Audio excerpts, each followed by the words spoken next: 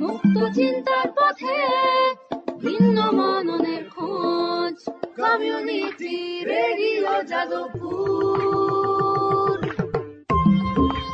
আপনারা শুনছেন community radio Jadavpur 90.8 megahertz. এই বেতার সম্প্রচারটি যাদবপুর বিশ্ববিদ্যালয়ের technical education quality improvement programme TEQIP-র অংশ। শুরু হচ্ছে আমাদের বিশেষ অনুষ্ঠান ম্যাটিক্স কৃষি পাঠশালা। এই অনুষ্ঠানে আমরা ভূমি সুরক্ষা এবং চাষবাসের নানান দিক নিয়ে আলোচনা করব। সঙ্গে থাকবেন কৃষক এবং কৃষি বিশেষজ্ঞরা। ভারত সরকারের রাসায়নিক ও সার মন্ত্রকের উদ্যোগে এবং ম্যাটিক্স ফার্টিলাইজার অ্যান্ড কেমিক্যালস লিমিটেডের সহায়তায় অনুষ্ঠানটি সম্প্রচার করা হচ্ছে।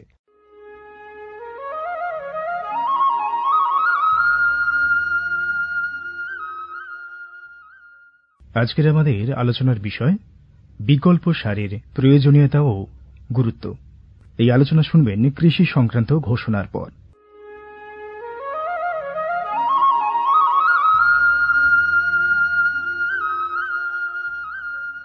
অর্থনৈতিক বিষয় সংক্রান্ত ক্যাবিনেট কমিটি তাদের 28 জুন 2023 সভায় পিএম প্রণাম নামক একটি প্রকল্প অনুমোদন করেছে। এই প্রকল্পের উদ্দেশ্য হল ধরিত্রী ও মৃত্তিকার পুনরুদ্ধার, পুষ্টি, উন্নতি সাধন এবং তা নিয়ে সচেতনতা বৃদ্ধি। গ্রামীণ স্তর থেকে শুরু করে আমাদের সকলের প্রচেষ্টা মাতৃভূমির যত্ন ও স্বাস্থ্য রক্ষার জন্য এই অনন্য পদক্ষেপকে ফলপ্রসূ করে তুলতে পারে। এই প্রকল্পের মূল লক্ষ্য হল কৃষিতে রাসায়নিক সার এবং কীটনাশকের অত্যধিক ব্যবহার দূর করা। বাড়তি ফলনের জন্য সার ও কীটনাশকের অতিরিক্ত ব্যবহার মাটিকে অসুস্থ করে তুলছে, কমিয়ে দিচ্ছে তার উৎপাদন ক্ষমতা। মাটির পুষ্টি আর সুরক্ষার জন্য প্রাকৃতিক অথবা জৈব সারের ভূমি পরীক্ষা ভিত্তিক সুষম ব্যবহার করা প্রয়োজন। পাশাপাশি দরকার জৈব ও প্রাকৃতিক চাষ পদ্ধতি এবং সম্পদ সংরক্ষণ প্রযুক্তি, যেমন সমন্বিত কৃষি ব্যবস্থা, ক্ষুদ্র সেচ, মালচিং, মাটির ক্ষতিকারক খনন না করা, ঘুরে ফিরে বিভিন্ন ফসলের চাষ ইত্যাদি। চাষবাসের এই টেকসই পদ্ধতিগুলো মাটির উর্বরতা বাড়াবে, পরিবেশ দূষণ কমাবে এবং দীর্ঘমেয়াদী উৎপাদনশীলতাকে শক্তিশালী করবে। সারের সুষম ব্যবহার শুধু মাটিই নয়, সার্বিকভাবে পরিবেশের স্বাস্থ্য রক্ষা করে। সুষম সার ব্যবহারের অর্থ হল উদ্ভিদকে তার প্রয়োজনীয় পুষ্টি উপাদানগুলি সঠিক পরিমাণে এবং অনুপাতে, সঠিক সময়ে এবং উপযুক্ত পদ্ধতিতে দেওয়া। সংশ্লিষ্ট রাজ্য বিশ্ববিদ্যালয়গুলি ইতিমধ্যেই তাদের এলাকায় উৎপাদিত ফসলের প্রয়োজন অনুসারে এর ডোজগুলি নির্ধারণ করেছে। সঠিক মাত্রায় সার ব্যবহার করলে ফলন যেমন বাড়বে, তেমনি বাড়বে ফসলের গুণমান। ভালোভাবে পোষিত মাটিতে ফলানো ফল, শাকসবজি ও শস্য প্রয়োজনীয় পুষ্টিতে ভরপুর আর সুস্বাদু হয়। ফলনের বৃদ্ধি আর উন্নত গুণমান আমাদের কৃষকদের জন্য নিয়ে আসবে বেশি মুনাফাও। শুধু বেশি ফসল নয়, উন্নততর ফসল আমাদের লক্ষ্য। এই কৌশলে লাভবান হবে প্রত্যেকে, আমাদের কৃষকরা, আমাদের পরিবেশ এবং সর্বোপরি আমরা সকলে। বিচার বিবেচনার সঙ্গে পরিপোষক ব্যবহার করলে কেবল ফলনই বাড়ে না, প্রজন্মের পর প্রজন্ম জমি থাকে উর্বর। সুতরাং আসুন, একটি উজ্জ্বল এবং স্থায়ী কৃষি ভবিষ্যতের জন্য আমরা সুষম সার ব্যবহারের প্রচার ও অনুশীলন চালিয়ে যাই।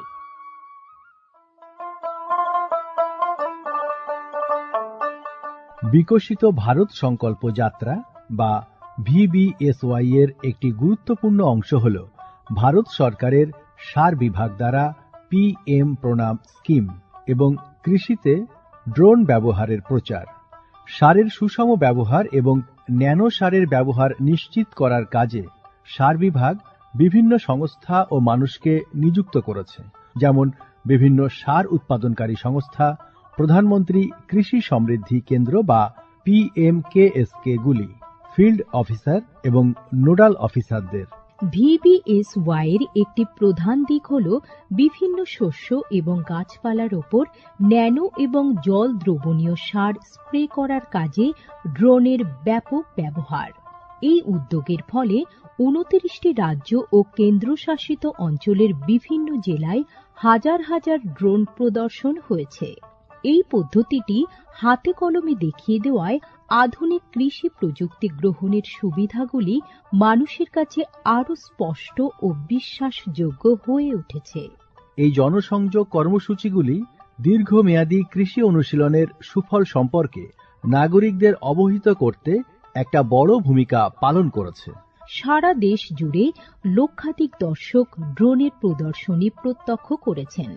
প্রচলিত ইউরিয়ার চেয়ে ন্যানো ইউরিয়ার উপকারিতা বিষয়ে সচেতন হয়ে কৃষকরা ন্যানো সার প্রয়োগে গভীর আগ্রহ দেখিয়েছেন। এই কর্মসূচির আলাপ আলোচনায় উঠে এসেছে জৈব চাষের উপযোগিতা, যা প্রমাণ করে চাষের এই সব অনুশীলনগুলি নিয়ে কৃষকদের সচেতনতা। উৎসাহী কৃষকরা কৃষিতে ড্রোন প্রযুক্তির বিষয়ে আগ্রহ প্রকাশ করেছেন। এই আধুনিক কৌশলগুলির অর্থনৈতিক কার্যকারিতা কৃষকদের নতুন দিশা দেখিয়েছে, কৃষিতে এক স্থায়ী এবং সাশ্রয়ী পদ্ধতির পথ প্রশস্ত করেছে। মাননীয় প্রধানমন্ত্রী মহিলা কিষাণ ড্রোন কেন্দ্র চালু করেছেন। এটি মহিলা স্বনির্ভর গোষ্ঠীগুলিকে ড্রোন সরবরাহ করবে, যাতে তারা এই প্রযুক্তি ব্যবহার করে জীবিকা নির্বাহ করতে পারে। VBSY প্রোগ্রামের রূপায়ণে PMKSKগুলি সক্রিয় ভূমিকা পালন করছে। একে অপরের সঙ্গে এই সহযোগিতাই আমাদের পাথেয়। বিকশিত ভারত সংকল্প যাত্রা শুধু একটি যাত্রা নয়, এটি ভারতীয় কৃষির দীর্ঘমেয়াদী এবং প্রযুক্তিগতভাবে উন্নত ভবিষ্যতের দিকে একটি গুরুত্বপূর্ণ পদক্ষেপ।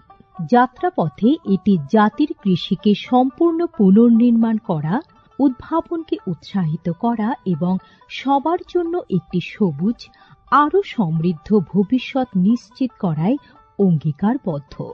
ড্রোন প্রযুক্তি, ন্যানো সার এবং দীর্ঘমেয়াদী কৃষি অনুশীলনের প্রচারের মাধ্যমে এটি কেবল সচেতনতায় তৈরি করছে না, আরও সমৃদ্ধ এবং পরিবেশ বান্ধব ভবিষ্যতের জন্য নব প্রযুক্তিকে গ্রহণ করতে কৃষকদের অনুপ্রাণিত করছে। এই কৃষি বিপ্লবের গতি প্রকৃতি প্রত্যক্ষ করলে এটা স্পষ্ট হয় যে VBSY একটি বিকশিত, উন্নত এবং দীর্ঘজীবী ভারতের বীজ বপন করছে।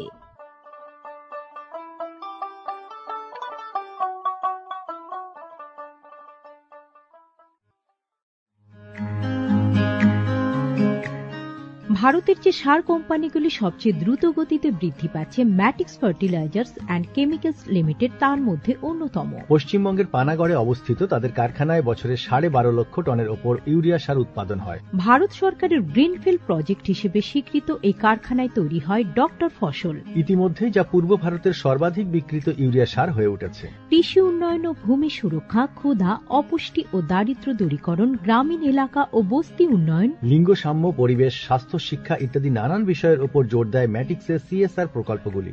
ম্যাটিক্স এক সবুজ ভবিষ্যতের অঙ্গীকার।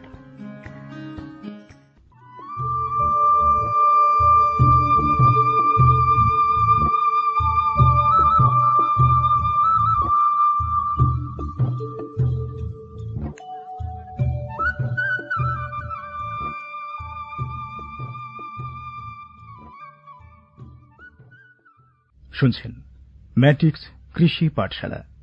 আমাদের আজকের আলোচনার বিষয় বিকল্প সারের প্রয়োজনীয়তা ও গুরুত্ব। এই আলোচনার জন্য স্টুডিওতে আমন্ত্রিত অতিথি হিসেবে উপস্থিত রয়েছেন কাকদ্বীপ মহকুমার অপর কৃষি অধিকর্তা বরুণ কৃষ্ণ কুণ্ডু। বরুণবাবু নমস্কার, আপনাকে স্বাগত। আর সঙ্গে রয়েছে আপনাদের বন্ধু আমি সুব্রত চক্রবর্তী।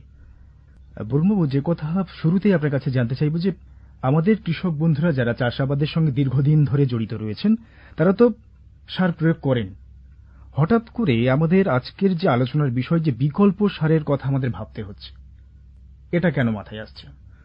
ঠিকই বলেছেন, বিকল্প সারের কথা এই কারণেই আসছে যে বিকল্প সারের প্রয়োজনীয়তা এখন লক্ষ্য করা যাচ্ছে। বিকল্প সারের প্রয়োজনীয়তার বর্তমানে বেশি পরিমাণে দেখা যাচ্ছে এই কারণে যে ক্রমাগত রাসায়নিক সারের ব্যবহারের ফলে মাটি বন্ধা হয়ে যাচ্ছে।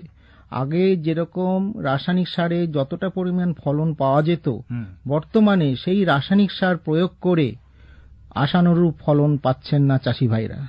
এটা খুব বাস্তব কথা, এবং আমাদের গ্রাম বাংলা যে সমস্ত কৃষক বন্ধুরা সেখানে আমরা যখন ভিজিট করি সেখানে দেখা যায় যে তারা প্রচুর পরিমাণে সার প্রয়োগ করছেন, এবং তাদের মধ্যে একটা ধারণা রয়েছে যে অধিক পরিমাণে সার প্রয়োগ করা মানেই অধিক ফলন।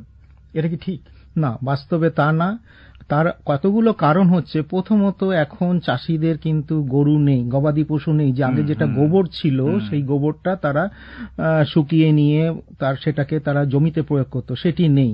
ফলে কি হচ্ছে, আমরা জৈব পদার্থ মাটিতে প্রয়োগ করতে পারছি না। শুধু রাসায়নিক সার প্রয়োগ করে হয়তো প্রথম বছর ভালো পেলেন বা দ্বিতীয় বছর ভালো পেলেন, কিন্তু রাসায়নিক সারের কার্যকারিতা বৃদ্ধি করার জন্য মাটিতে জৈব পদার্থের পরিমাণ বাড়াতে হবে, অর্থাৎ অর্গানিক কার্বন মাটিতে দিতেই হবে। সেটা জৈব সারের মাধ্যমেই একমাত্র সম্ভব। বেশ, তাই জৈব সার হিসেবে যেই সারগুলো দেওয়ার প্রয়োজন আছে, বিশেষ করে কম্পোস্ট সার হতে পারে, জৈব সারের মধ্যে হতে পারে সবুজ সার হতে পারে, তারপরে তরল উদ্ভিদ সার হতে পারে, হিউমিক অ্যাসিড সার হতে পারে, বর্তমানে সিউইড এক্সট্রাক্ট অর্থাৎ সামুদ্রিক শৈবাল নির্যাস দেখা যাচ্ছে, এবং এটা প্রয়োগবিধিও ভালো রকম বেড়েছে। অ্যামাইনো অ্যাসিড, এইগুলো বর্তমানে বহুলভাবে প্রচলিত হচ্ছে। এই জৈব সারগুলো উদ্দেশ্য হচ্ছে জৈব সার মাটিতে প্রয়োগ করার পরে এই মাটির অনেক জিনিসের পরিবর্তন আসছে। যেমন ধরুন, হালকা মাটিকে ভারী করছে, ভারী মাটিকে হালকা করছে, মাটিতে বায়ু চলাচল বৃদ্ধি করছে। যে এই সমস্ত রাসায়নিক সার, যেমন ধরুন নাইট্রোজেন, ফসফরাস, পটাশ, যেগুলো দিচ্ছি মাটির মাধ্যমে, গাছ সেটা মাত্র 40% নিতে পারছে, মাটিতে সেটা আবদ্ধ হয়ে যাচ্ছে, বা মাটিতে গাছের যে শিকড় আছে শিকড়ের বাইরে চলে যাচ্ছে, অদ্রবীভূত অবস্থায় আছে, অদ্রাব্য অবস্থায় আছে। মাটিতে সেই গাছটা যেটা মূলরোম বা শিকড়ের মাধ্যমে যে মূলরোমে যেটা গাছ পুরোপুরি নিতে পারত, সেটা নিতে পারছে না, যেহেতু মাটিতে অর্গানিক কার্বন বা জৈব পদার্থ নেই। তার মানে একদিক থেকে আমাদের কৃষক বন্ধুরা হয়তো একটা ভ্রান্ত ধারণা থেকে অধিক পরিমাণে সার প্রয়োগ করছেন, কিন্তু গাছ যেটুকু নেবার তার অধিকাংশই নষ্ট হয়ে যাচ্ছে, হয় বাতাসে মিশে যাচ্ছে, নইলে জমিতে মিশে যাচ্ছে। একদম ঠিক কথা। তাই যে জিনিসটার উপর এখন বেশি নজর দেওয়ার দরকার আছে, যে মাটিতে জৈব পদার্থের পরিমাণ বাড়াতে হবে। আর আমাদের সরকার কিন্তু, কেন্দ্রীয় সরকার এর ভর্তুকি বহন করে, নাইট্রোজেন, ফসফরাস এবং পটাশের। এই ভর্তুকির পরিমাণটা যাতে কমানো যায়, 1 নম্বর। 2 নম্বর, যদি জৈব পদার্থের পরিমাণ বাড়িয়ে যদি আমরা ফসল বৃদ্ধিটা করতে পারি, ফসলের কোয়ালিটিটা যদি বৃদ্ধি করতে পারি, সেদিকে নজর দেওয়া শুরু করে দিয়েছে। এবং এই যে আরো কিছু সারের কথা আপনি বলেন বিকল্প সার হিসেবে, এগুলো কি সচরাচর আমাদের যে সমস্ত কৃষক বন্ধুরা গ্রামে গঞ্জে যে কৃষির সার বিক্রি হয় যেখানে, সেই যে দোকানগুলো রয়েছে সেখানে তারা পেতে পারবেন? হ্যাঁ, সেগুলো পেতেই পারবেন। একটা জিনিস আমাদের মাথায় রাখতে হবে, যেহেতু এটা জৈবভাবে তৈরি, জৈব সার, এইগুলোর প্রয়োগবিধি কিন্তু কেমিক্যাল সার অর্থাৎ রাসায়নিক সারের সঙ্গে একসাথে ব্যবহার করা যাবে না, এবং সেক্ষেত্রে 10 থেকে 15 দিন গ্যাপ দিতে হবে। আর যেহেতু এটা জৈব সার, অতএব এগুলো বিকেল বেলার দিকে প্রয়োগ করতে হবে। 15 দিনের মতো ব্যবধান দিতে হবে যদি রাসায়নিক সার ব্যবহার করতে। একসাথে জৈব সার এবং রাসায়নিক সার ব্যবহার করতে পারবেন, কিন্তু তার ঠিক 15 দিন পরে আবার এই যে বিকল্প সার হিসেবে জৈব সারের কথা বলছেন সেগুলো তারা ব্যবহার করবে, এবং সেটা হচ্ছে বিকেলের সময়। বিকেলে। বেশ, এই যে বিকল্প সারগুলোর কথা বললেন, এগুলো আমাদের কৃষক বন্ধুরা কি চাইলে বাড়িতে কোনোভাবে উৎপাদন করতে পারেন? হ্যাঁ, নিশ্চয়ই পারবেন। যেমন ধরুন, বর্তমানে ভার্মি কম্পোস্ট কেঁচো সার, সে বিশেষ বিশেষ প্রজাতি যেমন ইউড্রিনা আছে, এই সমস্ত কেঁচো সার তার বডির যা আছে তার থেকে প্রায় 20 গুণ পর্যন্ত খাবার নিয়ে নেয় এবং কেঁচোর মল ত্যাগ করে। এই আজকে বর্তমানে হঠাৎ বাড়িতে বসে কেঁচো সারের কথা আসছে কেন? কেননা এই যে কেঁচো সার, আগে ছিল মাটি অত বন্ধা ছিল না, মাটি নরম ছিল, সেখানে প্রচুর পরিমাণে কেঁচো থাকতো। এখন ক্রমাগত রাসায়নিক, বিশেষ করে দানাদার কীটনাশক ব্যবহারের ফলে মাটিতে আর আলাদা করে কেঁচো নেই। আমাকে ঘরে বসে কেঁচো তৈরি করতে হচ্ছে এবং কেঁচো থেকে সার উৎপন্ন করে আমরা মাটিতে প্রয়োগ করছি। এবং এই ভার্মি কম্পোস্ট বা কেঁচো সার আসছে, এত গুরুত্ব বাড়ছে, সেটাও কারণ হচ্ছে আমাদের গবাদি পশু নেই, গোবর সার নেই, তাহলে বিকল্প জৈব। মাত্র আপনার গবাদি পশু তো নেই, আর এই যে ভার্মি কম্পোস্ট তৈরি করার জন্য তো একটা আলাদা প্রজাতির কেঁচো দরকার, সেটাও তো আমাদের এদিকে খুব একটা অ্যাভেলেবেল না, নেই, কিন্তু সেটা বিশেষভাবে কিনে নিতে হবে এবং সেইগুলো যখন একবার নিজেরা গ্রো করে নিচ্ছে তখন সেই কেঁচোটা অটোমেটিক্যালি আরো প্রডিউস হয়ে যাচ্ছে। যারা ভার্মি পিট বানাচ্ছে তারা 10টা 20টা 50টা করে ভিট বানাচ্ছে এবং পরবর্তীকালে 1 ফুট থেকে 1.5 ফুট পর্যন্ত গভীরতায় 10 ফুট বাই 5 ফুট বা 3 ফুট মানে 10 ফুট লম্বা, 5 ফুট চওড়া এবং 3 ফুট গভীর কেঁচো মোটামুটি 1 ফুট পর্যন্ত চলাচল করে। তার মধ্যে আমাকে মাঝে মধ্যে জলের ছিটা দিতে হবে, আবর্জনা দিতে হবে, কাঁচ প্লাস্টিক এগুলো দেওয়া চলবে না, যেগুলো সহজে মিশে যায় সে সমস্ত জিনিসগুলো আমাকে কেঁচো সারের জন্য তৈরি করতে হবে। ইউড্রিনিলা বলে এক ধরনের কেঁচো আছে যেগুলো খুব তাড়াতাড়ি পচন করে, মোটামুটি 1.5 মাসের মধ্যে বিশেষ করে গরমে কেঁচো সার তৈরি হয়ে যায় এবং সেটাকে চালনি দিয়ে চেলে নিতে হবে। এবং দেখবেন মানে আমাদের সিটিসি যে চায়ের পাতার মতো হবে, কোনো গন্ধ থাকবে না, খুবই দুর্দান্ত হবে, গুঁড়ো গুঁড়ো, এবং সেগুলো মাটিতে প্রয়োগ করলে খুব ভালো রেজাল্ট। ফুল চাষি যারা আছেন, ফল চাষি, তারপরে সবজি চাষি, তাদের কিন্তু কেঁচো সার খুব ভালো কাজ করে। আচ্ছা, এছাড়াও আরো একটা যেটা আমাদের কৃষক বন্ধুদের বা গৃহস্থালী মানুষ যারা রয়েছেন তাদের কাছে খুব সহজলভ্য এবং ইজি হতে পারে, যেটা হচ্ছে যে কিচেন ওয়েস্ট গুলো, যেগুলো সবজির খোসার থেকে শুরু করে যাবতীয়, এগুলো তারা জৈব সার হিসেবে ব্যবহার করতে নিশ্চয়ই পারে। যেমন নাদেব কম্পোস্ট সার, ধরুন কলার খোসা, তারপরে হচ্ছে আমাদের যে সবজির যে খোসা সেইগুলো একটা জায়গায় গর্ত করে নিয়ে তারপরে ভাতের ফ্যান ইত্যাদিগুলো দিয়ে দিল, তারপরে এটা আস্তে আস্তে পচবে, পচার পরে সেটাও আপনার ভালো নাদেব কম্পোস্ট হিসেবে ব্যবহার হবে। সেটাও কিন্তু এগুলো মূলত তবু কতদিন বাদে ব্যবহার করা যেতে পারে? মোটামুটি 40 থেকে 45 দিন বাদে এগুলো ব্যবহার করা যায়। যেমন ধরুন আমরা কলার খোসা ফেলে দিই, কিন্তু কলার খোসাগুলো টুকরো করে যদি 4-5 দিন জলে ভিজিয়ে রাখা যায় তাহলে সেটা কিন্তু একটা পটাশের বিকল্প হয়, জৈব পটাশ, এবং তাতে কিন্তু প্রোডাকশন ভালোই বৃদ্ধি হয়। আমাদের পটাশের ঘাটতি আছে, চাষি ভাইরা পটাশের উপরে অনীহা আছে, বলে নাকি পটাশ দিলে নাকি গাছ বসে যায়, আদৌ তা নয়।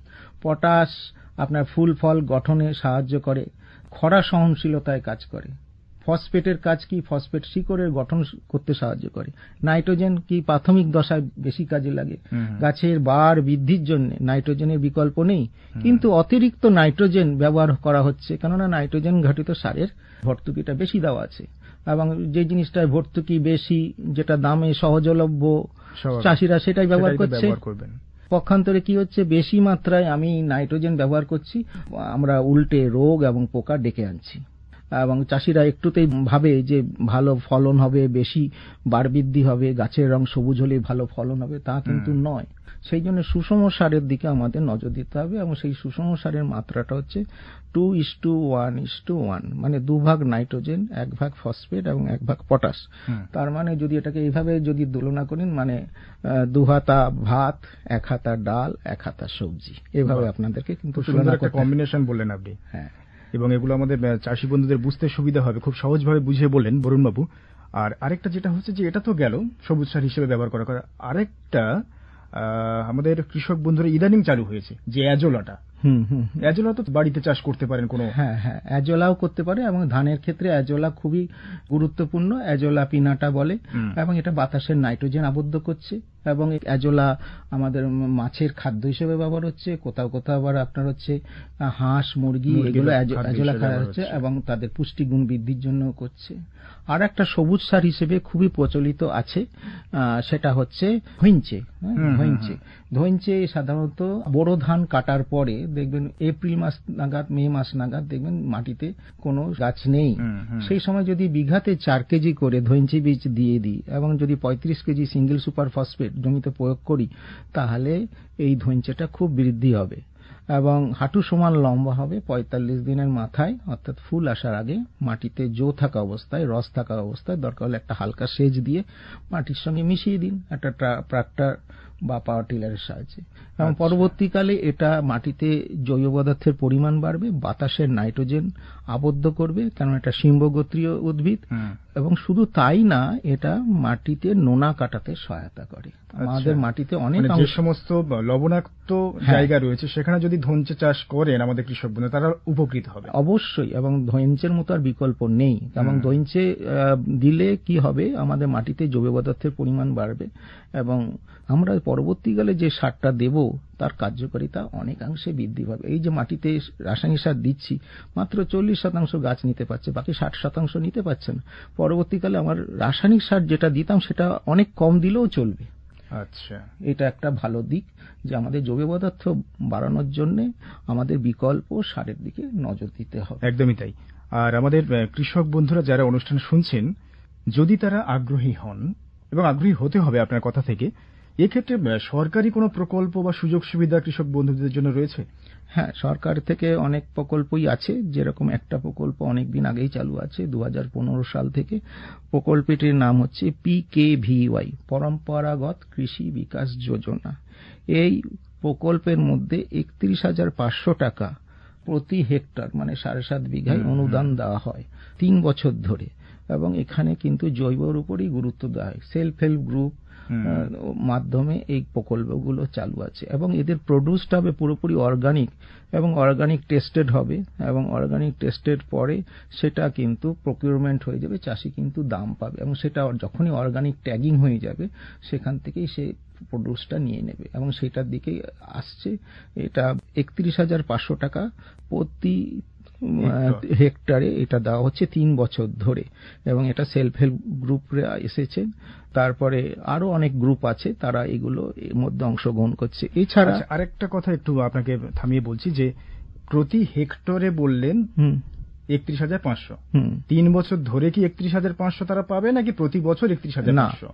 3 বছরে 31,500 টাকা সে পাবে, একবারে পাবে না, সেটাও ধাপে ধাপে আছে। প্রথমে ডিবিটি আছে, কিছুটা চাষিকে দিতে হবে, কিছুটা কিনে দেবে, কিছু প্রকল্পের কিছু জিনিস দেবে, সেটা তাকে দেবে। এবং কিভাবে তৈরি করতে হয়, যেমন পঞ্চগব্য, পঞ্চশস্য, তারপরে তরল সার, গোমূত্র, হ্যাঁ, এগুলো আছে, সেগুলো দিয়ে ওর ব্যবহারিতা মানে চাষিদেরকে বোঝানো। পুরোপুরি যারা অর্গানিক উপায়ে চাষবাস করতে চাইছেন তাদের জন্য এটা একদম। এবং বিকল্প যে ফসলগুলো আছে সেগুলো যাতে দাম পায় সেই জন্য তাকে অর্গানিক সার্টিফিকেশনও করা হচ্ছে, এবং সেই সার্টিফিকেশন এজেন্সিগুলো আছে। National centre for organic farming যেটা গাজিয়াবাদে আছে, তারা এটা সার্টিফিকেটগুলো দিচ্ছে এবং সেই সার্টিফিকেট পাওয়ার পরে বর্তমানে এখানে টালিগঞ্জে যে ল্যাবরেটরি আছে তারাও কিন্তু এখন বর্তমানে সেই সার্টিফিকেটগুলো দিচ্ছে। PKVY, পরম্পরাগত কৃষি বিকাশ যোজনার মাধ্যমে দিচ্ছে। এছাড়া আরেকটা স্কিম আসছে PM প্রণাম, মানে প্রোগ্রাম ফর রিস্টোরেশন অ্যাওয়ারনেস, এই নামে পাওয়া যাচ্ছে। এবং এটা হচ্ছে মানে মাটির যে মানে আমাদের যে খারাপ হয়ে যাচ্ছে তার সেটাকে রিকভারির জন্য এটা করা হচ্ছে। এটাতে যে অনুদানটা আছে সেটাতে প্রায় 46,500 টাকা প্রতি হেক্টর পর্যন্ত অনুদান দেওয়া যায়। আচ্ছা, এবার এই যে সরকারি সুযোগ সুবিধা বা বিভিন্ন প্রকল্পের কথা বললেন, এবং যারা অর্গানিক উপায়ে যে সমস্ত কৃষক বন্ধুরা চাষাবাদ করবেন তাদের ফলনজাত যে সমস্ত সবজি উৎপাদন হলো সেগুলো তারা বিক্রি করবেন কোথায়? এই যে মানে আপনার জৈবিক উপায়ে যে সমস্ত চাষ হলো, এর কি কোনো আলাদা মার্কেট রয়েছে? হ্যাঁ, মার্কেট তো আছে, এবং মার্কেট যাতে তৈরি হয় তাদের যখন ট্যাগিং হয়ে গেল, সার্টিফিকেশন এজেন্সি তৈরি হয়ে গেল, এবার তাদেরকে বলা হচ্ছে যে তোমরা এই প্রোডাকশনটা জারি রাখতে হবে। যখনই কোনো মানে আসবে কোনো মার্কেটিং, যেমন সুফল বাংলা, এই যে ওরা কিন্তু প্রোডিউসগুলো কিনে নেয় একদম পুরোপুরি এবং তার ন্যায্য দাম দেয়। চাষিরা যেন মানে অর্গানিক এবং ইনঅর্গানিকের মধ্যে পার্থক্যটা যাতে বুঝতে পারে সেইটা আছে, কেননা এখন কিন্তু চাষি ভাইরা বুঝতে পারছে যে অর্গানিক প্রোডিউসের কিরকম ডিমান্ড। হ্যাঁ, সেইটার যদি আমরা দাম বেশি পাই তাহলে আমি কেন অর্গানিক দেব না। আর একটা জিনিস হচ্ছে যে আমি একজন অর্গানিক, এবং সেটা কিন্তু ক্লাস্টার বেসিসে করতে হবে।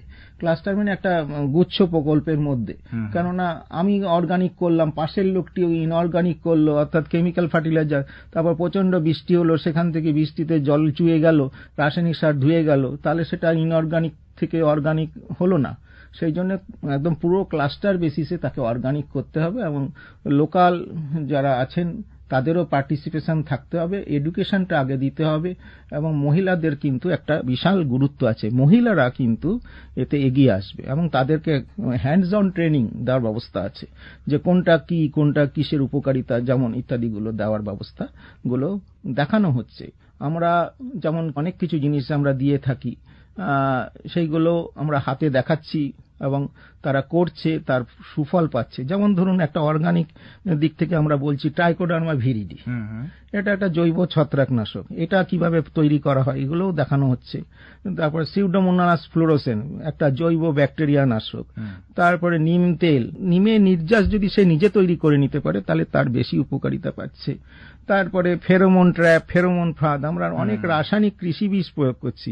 আমরা যদি ফেরোমন ট্র্যাপ, ফেরোমন ফাঁদ, লিওরগুলো যদি আমরা নিজেরাই তৈরি করে নিতে পারি, তাহলে কিন্তু পোকার জন্য আমাকে আলাদা করে ওষুধ দিতে হবে না, এবং ওষুধ না দিয়ে আমরা কিন্তু একটা উচ্চমানের ফসল ফলাতে পারবো এবং পরিবেশকে দূষিত করব না। আমাদের বায়ু দূষণ হচ্ছে, মৃত্তিকা দূষণ হচ্ছে এবং জল দূষণ হচ্ছে ক্রমাগত রাসায়নিক সার ব্যবহারের ফলে।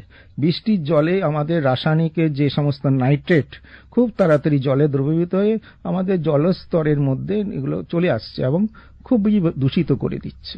বেশ, মোটামুটি রাসায়নিক সার থেকে সরে এসে বিকল্প সার ব্যবহার করে কিভাবে কি সুবিধা পেতে পারেন, এছাড়া সরকারি কিছু প্রকল্প রয়েছে কৃষক বন্ধু আপনাদের জন্য।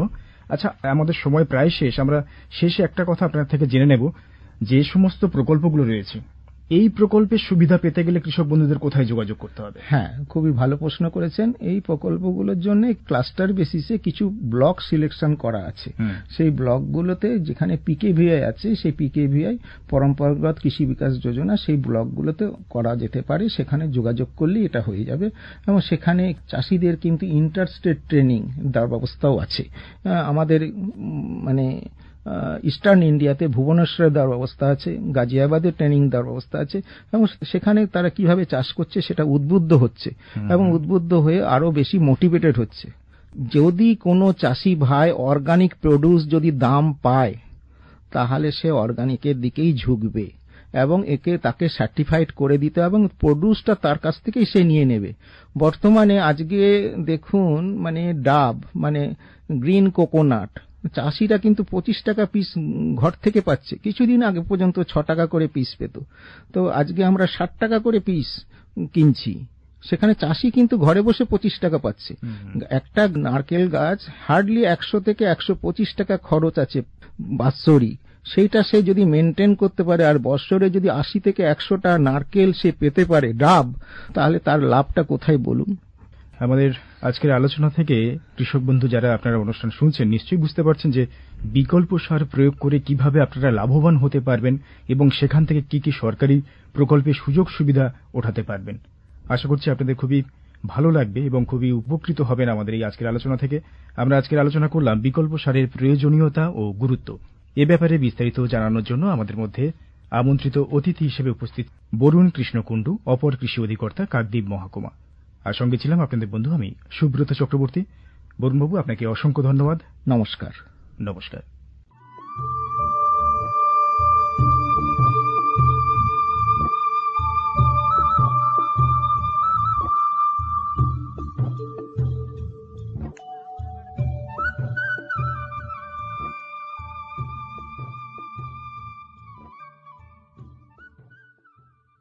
এতক্ষণ শুনলেন আমাদের বিশেষ অনুষ্ঠান ম্যাটিক্স কৃষি পাঠশালা, ভারত সরকারের রাসায়নিক ও সার মন্ত্রকের উদ্যোগে এবং ম্যাটিক্স ফার্টিলাইজার অ্যান্ড কেমিক্যালস লিমিটেডের সহায়তায় অনুষ্ঠানটি সম্প্রচার করা হলো। কেমন লাগলো এই অনুষ্ঠান আমাদের জানাতে পারেন। আমাদের ফোন নম্বর 0332457262, email ID radiojeu@gmail.com, YouTube channel radio JU এবং ইনস্টাগ্রাম radio_ju। আজকের মতো ম্যাটিক্স কৃষি পাঠশালা এই পর্যন্ত। শুনতে থাকুন কমিউনিটি রেডিও জেইউ 90.8 মেগাহার্টজ। ভারতের যে সার কোম্পানিগুলি সবচেয়ে দ্রুত গতিতে বৃদ্ধি পাচ্ছে ম্যাটিক্স ফার্টিলাইজার্স অ্যান্ড কেমিক্যালস লিমিটেড তার মধ্যে অন্যতম। পশ্চিমবঙ্গের পানাগড়ে অবস্থিত তাদের কারখানায় বছরে 12.5 লক্ষ টনের ওপর ইউরিয়া সার উৎপাদন হয়। ভারত সরকারের গ্রিনফিল্ড প্রজেক্ট হিসেবে স্বীকৃত এই কারখানায় তৈরি হয় ডক্টর ফসল। ইতিমধ্যেই যা পূর্ব ভারতের সর্বাধিক বিক্রিত ইউরিয়া সার হয়ে উঠেছে। কৃষি উন্নয়ন ও ভূমি সুরক্ষা, ক্ষুধা, অপুষ্টি ও দারিদ্র্য দূরীকরণ, গ্রামীণ এলাকা ও বস্তি উন্নয়ন, লিঙ্গ সাম্য, পরিবেশ, স্বাস্থ্য, শিক্ষা ইত্যাদি নানান বিষয়ের উপর জোর দেয় ম্যাটিক্সের সিএসআর প্রকল্পগুলি। ম্যাটিক্স এক সবুজ ভবিষ্যতের অঙ্গীকার। দূর এসে পাশে বসে, পায়ে পায়ে কখনো চলে যাই দূর। এ জীবন উদযাপনের সুর, রেডিও রেডিও যাদবপুর, এগিয়ে চলার সুর, radio radio Jadavpur. 90.8 MHz, Community Radio, Jadavpur University.